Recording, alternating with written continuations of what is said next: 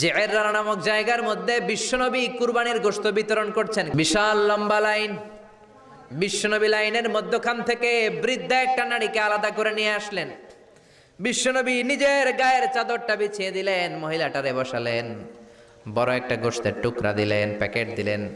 বৃদ্ধা মহিলাটাও বিশ্বনবীর মাথার মধ্যে হাত বুলিয়ে দিয়ে দোয়া করে গেল। সাহাবীরা বললেন, ইয়া রাসূলুল্লাহ, ইয়া হাবিবাল্লাহ, হাজার হাজার মানুষ, কাউকে তো লাইন থেকে আলাদা করলেন না, কে এই বৃদ্ধা মহিলা? কেন এই মহিলারে নিজের চাদরের উপরে বসতে দিলেন? বিশ্বনবী বললেন, জন্মের আগে আমি বাবা হারালাম, 6 বছর বয়সে মাকে হারিয়েছি, মায়ের বুকের দুধ আমি খেতে পারি নাই। যেই মহিলাটারে আমার চাদরের উপরে বসতে দিলাম, এই মহিলাটা হলো আমার দুধ মা হালিমা, বনু সাদ গোত্রের হালিমা। এই হালিমার বুকের দুধ খেয়ে আজকে আমি তরতাজা নবী মুহাম্মদ, চিল্লায় কোন আল্লাহু আকবার।